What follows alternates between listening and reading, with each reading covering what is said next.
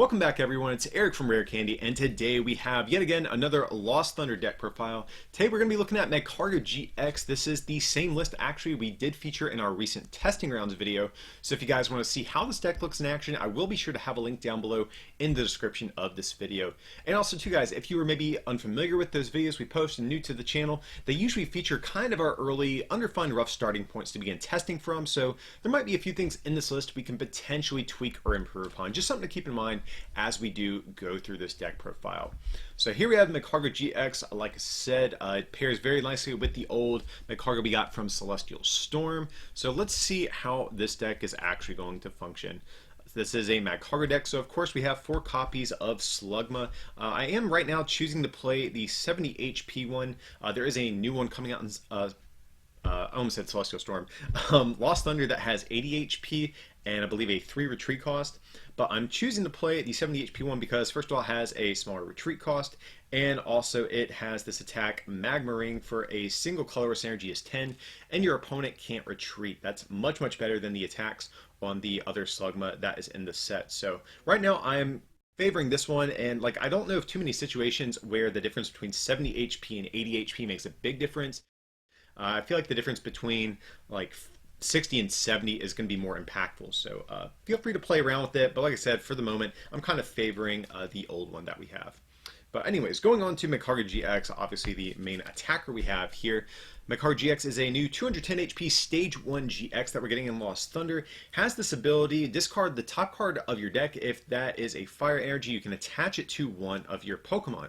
So you can probably see where this whole archetype is going if you're familiar with the old Magcargo. So we can use the Smooth Over ability on the other one to put a fire energy on top of our deck, and then use the ability to immediately get it onto a Pokemon. And so that actually has synergy with Magcargo GX's primary attack. For 2 fire and a colorless, it is 50, but then you can discard as many fire energies from Magcargo as you want, and it does 50 more for each one you discard. So for example, if we discard all 3 fire energies that are needed for the attack cost, we're going to be hitting for 200 damage. Then with the choice band, we're going to be hitting for 230, which is really nice. So we can actually take a lot of one-hit knockouts pretty easily with Magcargo GX, and that's kind of what the whole deck is going to be built around. Having said that, it does have a half-decent kind of defensive GX attack as well. Just for a single fire energy, discard the top 5 cards of your opponent's deck. So if on your second turn you don't have the means of setting up a knockout, sometimes it can be better just to go for the like milling attack here. Maybe try to disrupt your opponent in the process while you're still getting set up. So that's going to be what the entire deck is based around. He is definitely our main attacker here. Having said that, we are of course still playing 2 of the other Magcargo, definitely another key component of the deck. Has that Smooth Over ability like I mentioned. Search your deck for a card, shuffle your deck, and put that card on top. So we can get out our energy with this. Even also, there's other situations where we might just want other cards. Maybe we need a choice band to take a knockout. Maybe we need a Guzma. Basically, Magcargo is just a huge consistency booster in and of itself, and it's great that it has an attacker that actually can really benefit from this ability as well. So just another key component of the deck. I would even maybe consider going up to 3 Magcargos just because they're so important, but 2 seems to be a sweet spot. Going on to some other Pokemon, we have some Prism Stars in this deck. We have a Victini Prism Star. So Victini Prism Star came out in Dragon Majesty, and we're playing it for this Attack Infinity. For 2 fire energy, it is 20 times the amount of basic energy in your discard pile, then shuffle them all back into your deck. So Victini Prism Star is pretty nice because it only requires 2 energy to attack, unlike our Magcargo GX. And with this deck, I found a lot of times it's pretty easy to actually run out of energy. We do play an energy recycle system in this deck as well, but outside of that, Infinity is another great way at actually retrieving all of these energies that we're discarding with our Magcargos and with our Ultra Balls or whatever it might be. So it's a nice late game attacker that only gives it 1 prize and allows us to get our energy back. Next up, we have 1 copy of Ditto Prism Star as well. This is a card I'm absolutely in love with. This is it might be a little too early to say, but this is probably in my top like 3 cards that came out of Lost Thunder. Absolutely love Ditto Prism Star. It just has an ability. That's it, no attacks, but the ability says if you have a stage 1 Pokemon in your hand, you can evolve Ditto into it. So this is fantastic, especially for like split evolution line decks, kind of like this, because normally you're only limited to 4 Slugma, which is Going to be fine most of the time, but when you're playing two different Pokemon that evolve from Slugma, you would actually like to run more than just four. So Ditto effectively serves as the fifth Slugma in the deck, which is fantastic. Really love Ditto Prism Star. Then to round out the Pokemon line, we have just a couple of support Pokemon, guys. We have one copy of Tapu Lele GX and one copy of Oranguru as well. So in this deck, we actually don't really want to bench a whole lot of Tapu Leles. Bench space is very precious because we typically want around 2 Magcargo GX and 2 of the regular Magcargos in play at the very least. So that really doesn't leave us too much extra space to work with. So unlike a lot of decks that might play 2 to 3, we're only playing the single copy and just relying on other cards like Oranguru and Magcargo to increase our consistency instead of Tapu Lele. But nevertheless, Wonder Tag, of course, is one of the most powerful effects we have in the game, so one copy is definitely warranted at the very least here. Going on to our trainer cards, we have 4 copies of Lily, so we draw until we have 6, but if it's our first turn, we draw until we have 8. So in a deck like this, where we don't really run a whole lot of copies of Tapu Lele GX, I prefer to run more physical counts of Lily to ensure that we can still get this effect of drawing until we have 8 on our first turn. So like I said, definitely makes sense in decks that don't play high counts of things like Tapu Lele. And is also just a really nice draw supporter in this deck in particular. I mean, we do play copies of Cynthia, as you will see, but with Magcargo, Lily is actually a great supporter because we can smooth over putting a card on top of our deck and then using Lily to just draw into whatever that might be, as opposed to something like Cynthia, which is going to force us to shuffle our deck and not be able to draw into whatever cards we're going to smooth over for. So that's why we are maxing out Lily here. But like I said, we are still playing Cynthia. 4 copies of it, just a nice shuffle and draw 6. Definitely the best, most all-around draw supporter that we have right now in this format. We also have 3 copies of Guzma, of course, to choose what we want to take knockouts on. You switch one of your opponent's Pokemon with one of their bench Pokemon. Similarly, you also have to switch. Next up, we have 2 copies of Professor Kukui. So this is going to enable us to help hit the numbers that we need to a lot of the time. So if we are discarding, let's just say 3 energy with Magcargo GX, we're hitting for 200. Well, with Choice Band, we're going to hit for 230, which is great. But if we don't have Choice Band, sometimes Kukui can kind of fill the same role. It also will allow us to hit any Pokemon that might have 250 HP. There's not too many of those floating around, but like I said, Kukui just helps us hit the numbers that we need to, and also is really nice because we can smooth over for a card, and then play Professor Kukui to draw 2 cards, one of which being the one that we just used smooth over for.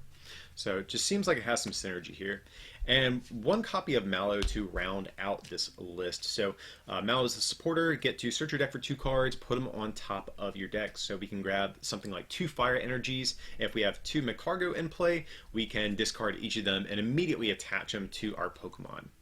So that is going to be our supporter count in this deck, guys. Going on to our items, of course, for Ultra Ball, pretty standard stuff here, but we're also playing 4 copies of Nest Ball. So in this deck, like I mentioned, you ideally want 4 Magcargos of some sort in play at a time. So we really want to maximize our chances of getting 3 to 4 Slugmas down on turn 1 if possible. We aren't playing anything like Apricorn Maker or Pokemon Fan Club just because we run kind of a lower count of Tapu Lele, so we have fewer outs to getting those on turn 1.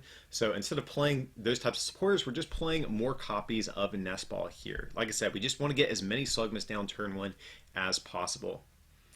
So next up in the list, we have some tool cards. We have 2 copies of Choice Band, of course, to increase our damage output a little bit more, 30 more to GXs and EXs, and of course, anything not a GX or EX, we can pretty convincingly knock out in one hit most of the time as well. And then from there, we also have 2 copies of Bodybuilding Dumbbells. This is actually a list, or I'm sorry, this is a idea I can't take credit for. The Japanese players were playing this in one of the decks that made, believe, top 32 at the recent Champions League tournament over there in Japan.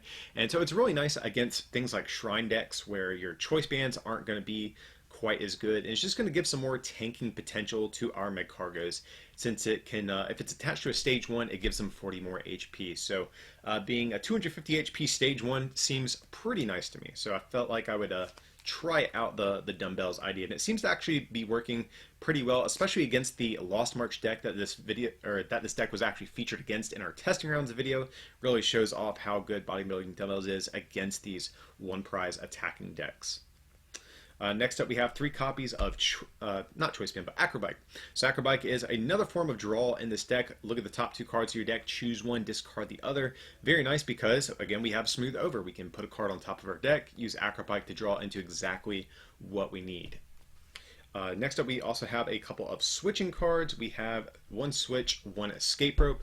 If you'll notice, everything in this deck has kind of an awkward retreat cost. Both Magcargos, I believe, have a 3 retreat. Orangu has a 2 retreat.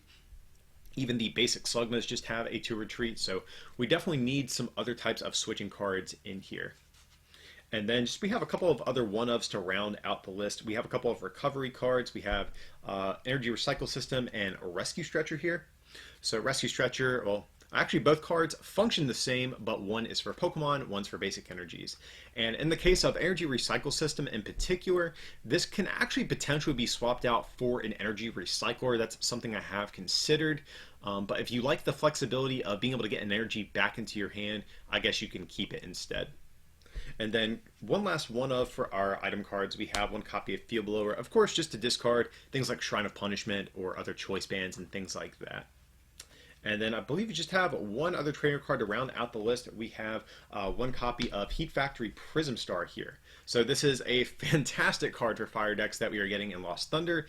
It's a stadium. It actually can't be bumped by other supporters or item cards. They have to use basically an effect of like a Pokemon or another stadium to bump it from play, which is great. But you discard a fire from your hand, draw 3 cards. Much like Acrobike, we can smooth over to put a card on top of our deck, and then use Heat Factory Prism Star to draw into exactly what it is. Just a fantastic consistency booster if we are able to find the one-of that is in the deck.